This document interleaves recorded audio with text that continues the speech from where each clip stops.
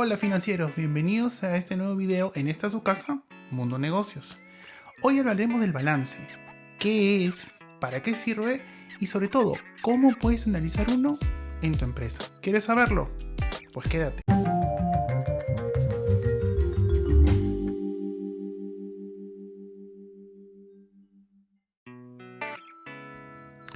Verán, la economía de un país es como el océano. No podemos predecir su comportamiento, pero podemos usar diferentes instrumentos para navegar de manera segura en él. Los estados financieros tenían como nuestros instrumentos de navegación, como una brújula, un indicador de combustible y un indicador de presión de aceite. No nos van a ayudar a navegar con total seguridad en el mar, pero sí nos van a dar control sobre nuestra embarcación y saber qué rumbo tomar sin tomar muchos riesgos. Los estados financieros constan de 4 documentos, siendo el balance uno de ellos, además de el estado de resultados, el estado de flujo de efectivo y el estado de cambios en el patrimonio neto. Este último no lo veremos, dado que en las empresas pequeñas y medianas no es muy usual utilizarlo.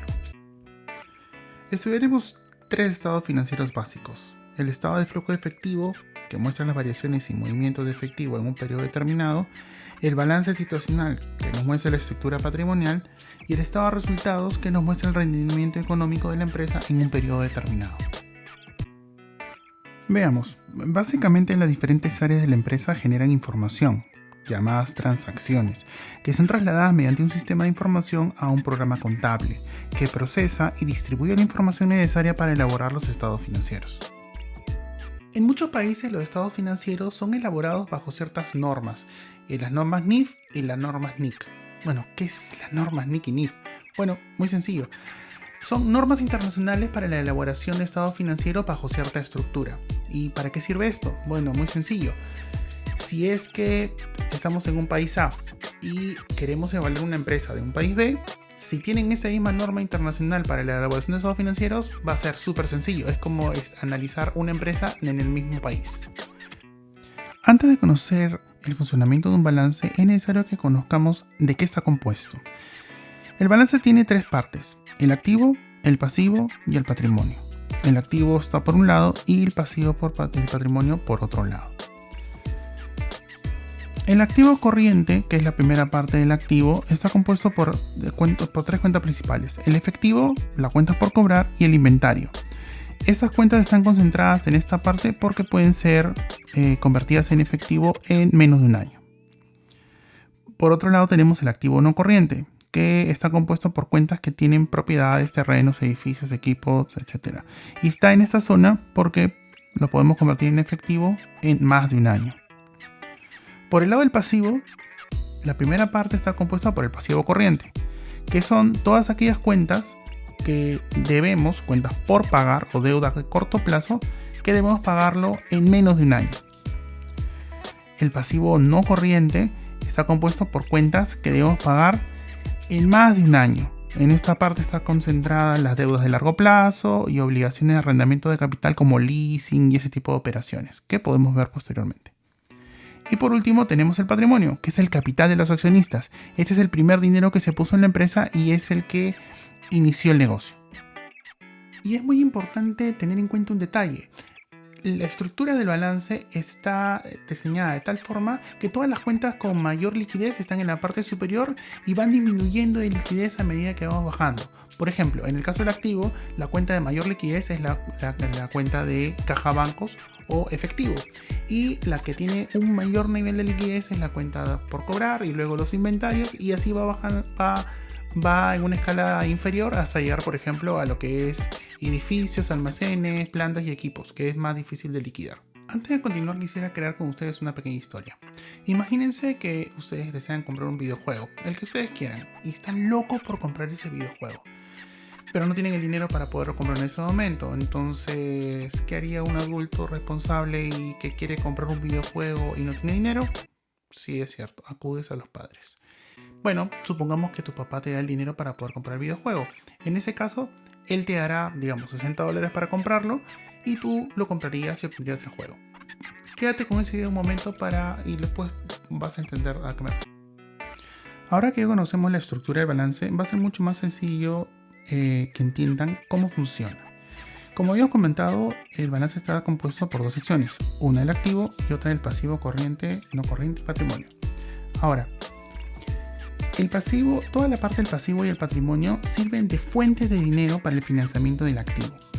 Es decir, el activo depende del pasivo y el patrimonio para poder financiarse. Todo ese dinero que pasa del pasivo hacia el activo se convierte en inventarios, cuentas por cobrar o financiamiento de inmuebles, plantas y equipo. Por este motivo, ya que uno depende del otro, siempre deben estar en perfecto equilibrio, es decir, todo lo que sale del pasivo debe estar en el activo. Ahora, ¿recuerdan el ejemplo que comenté acerca de la compra del videojuego y nuestro padre que nos va a financiar? Pongámoslo en términos de negocio. Digamos que nos prestan el dinero para poder comprar el videojuego, $60. Una vez que nos den el dinero, que obtengamos el dinero para poder comprarlo, lo vamos a adquirir y vamos a obtener inventario vendible para nuestros clientes. Como se dan cuenta, tenemos $60 de deuda y $60 de inventario. Tenemos un equilibrio. Pongamos otro ejemplo. Digamos que queremos comprar un almacén para nuestra tienda de videojuegos y pedimos un préstamo al banco de $10,000. Una vez que obtengamos el dinero, ¿qué haremos? Compraremos el inmueble con un valor de $10,000. Equilibrio otra vez. Eso quiere decir que todo el pasivo y todo el activo siempre deberán estar en equilibrio. Una de las cosas que siempre voy a recordarles a todas las personas que ven estos videos es que no es necesario que nos convirtamos en contadores. Simplemente la idea es que podamos tener una idea general de lo que significa este tipo de documentos y la manera más sencilla de poder leerlos. Siempre en todas las empresas habrá un apoyo contable que nos podrá dar mayor luz de cómo se han realizado ciertas operaciones y cómo se han hecho estas transacciones entre el pasivo y el activo. Bueno, ya como conocemos cómo funciona un balance y cómo está estructurado, vamos a ver un ejemplo para ver cómo podríamos analizarlo. Bueno, en principio vamos a leer la información que el balance nos muestra. Tenemos activo corriente por 15,000, activo no corriente por 100,000, pasivo corriente por 45,000, pasivo no corriente por 50,000 y patrimonio por 20,000. ¿Qué es lo primero que debemos revisar? Si es que el balance está equilibrado y cuadra. 115,000 por cada lado, muy bien, funciona.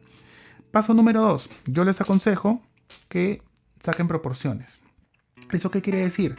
Que podamos evaluar el balance, según la estructura del mismo. Por ejemplo, tomo todo el activo a los 115,000 y le saco la proporción de cuánto es 15,000 y cuánto es 100,000, lo mismo con el pasivo. Esta información que nos va a dar estructura, nos va a dar un vistazo de cómo están estructurados, cómo están distribuidos los recursos en el balance. ¿Ok? Paso número 3, analizar la información. ¿Qué información puedo analizar en un primer vistazo? El activo corriente es lo primero que llama la atención. Tener en cuenta que el activo corriente es lo que paga todo. O sea, las cuentas de caja, las cuentas de pasivo, de cuentas por cobrar y el inventario son las cuentas que nos van a dar los recursos para poder cancelar las obligaciones en pasivo corriente y pasivo no corriente. ¿Qué capacidad de respuesta tenemos? Si ustedes se dan cuenta, el activo corriente es en la parte amarilla y el pasivo corriente en la verde. Es un poquito más pequeño que la otra, ¿no es así?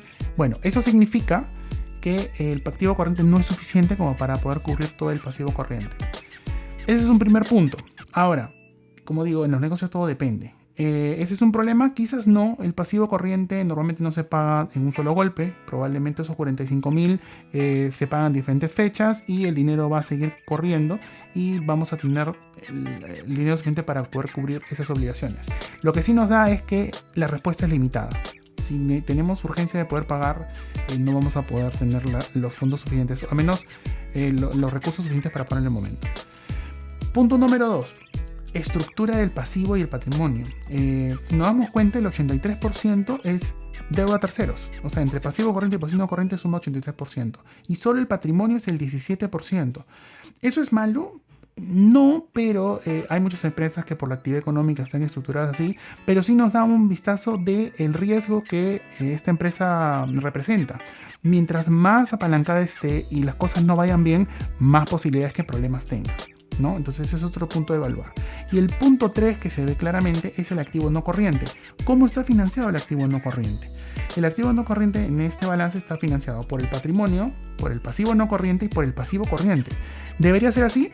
Pues no. El activo no corriente debería ser financiado en realidad por el patrimonio o por el pasivo no corriente, por ambos, pero no por el pasivo corriente. ¿Por qué? Porque el activo no corriente contiene todos los activos que hemos comprado, como plantas, equipos, almacenes, terrenos y todo ese tipo de activo grande.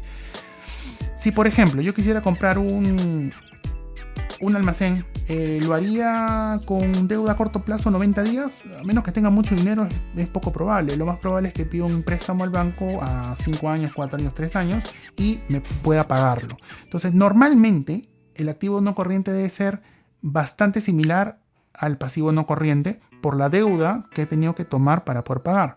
O el patrimonio debe ser más grande y el pasivo corriente debería, compensar esa falencia. En este caso tenemos un pasivo corriente que está financiando el activo no corriente, y eso sí es un problema porque estamos usando recursos de un tipo de cuenta que no corresponde para pagar un activo de largo plazo. En resumen, esta empresa, ¿cómo la podemos ver?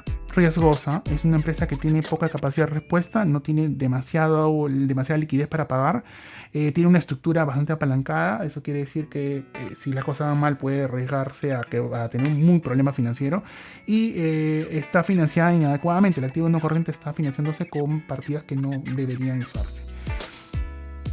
Debemos recordar que existen muchas maneras de poder evaluar un balance. Si nos vamos a un libro de texto financiero, existen un montón de fórmulas o metodologías de análisis.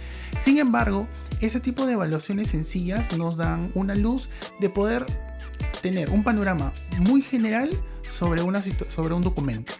Y esto es lo que queremos lograr con esta pequeña explicación. Bueno, el tiempo se terminó, pero en los próximos videos de esta serie podemos ver el análisis de otros estados financieros que van a ser de mucha utilidad y le van a ser muy interesantes.